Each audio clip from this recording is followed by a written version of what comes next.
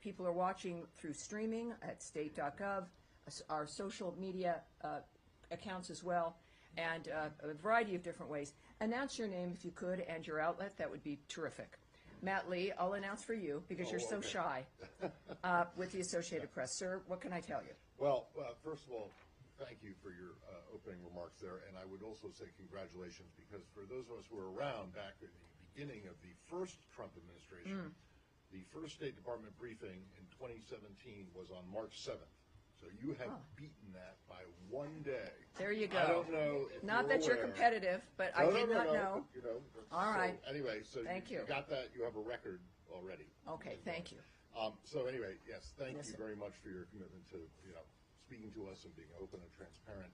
I just want to say before I begin, and I have a very brief question, but before we begin, that I think everybody in this room understands that elections have consequences. Everybody in this room understands that the President of the United States sets the agenda for the foreign policy, and so the questions that you will get today and going forward are all aimed at trying to find out what that policy is, one, and then how the State Department is actually implementing it. So sure. I hope in that, with that we can go through. So the first thing, so my question is about the AID.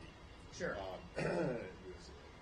So on January 20th, the entire Function 150 account of the federal budget, which is all of the State Department and USAID, including operations, salaries, was roughly about 1% of the budget. What's your understanding of where that number, that percentage is today? Well, what I can tell you is President Trump was elected to change the status quo. Part of what has initiated this dynamic that we've all watched play out, what's it been? I think it's been 6 weeks, is an effort to deal with waste, fraud, and abuse. This began with a simple inquiry of USAID to look at their books, to look and inquire, and they refused.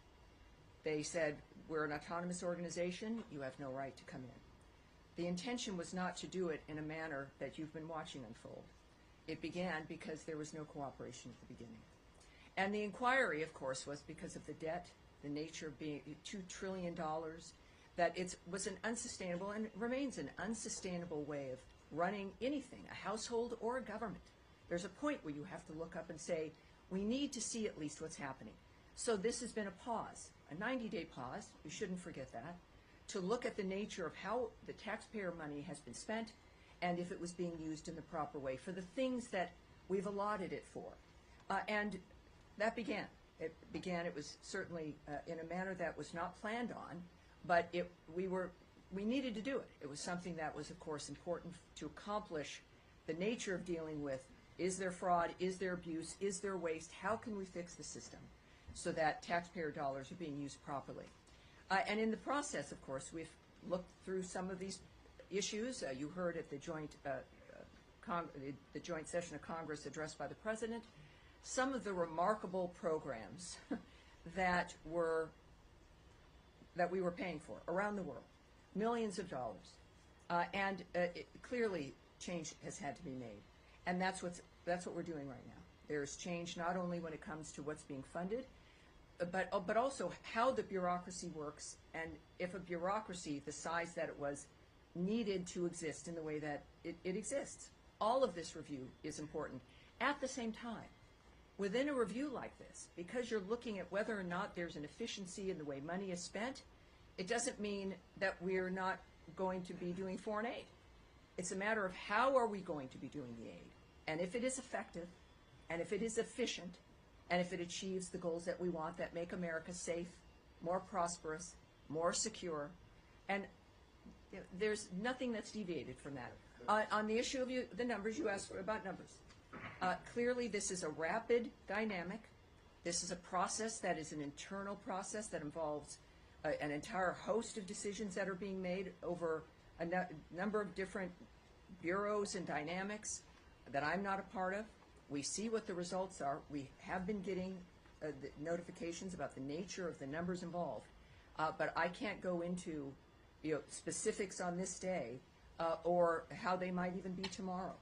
But Yes. The reason that I pushed on the Yes. percentage number was because one of the first fact sheets that this department put out, and I know that you probably didn't have much of anything to do with it, but it was don't about, underestimate me.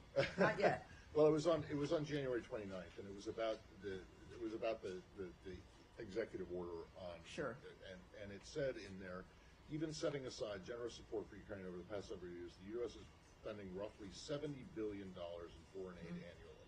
Well, that was just not correct. And several hours later, after myself and other people pointed this out, Yes. it was changed, but it wasn't sent out again. It was just changed online.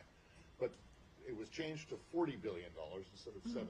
Right. And I just want to know, so the people who put this together, and I don't know who they were, but that's a $30 billion Yes. mistake. Is Yes. that the kind of accounting that?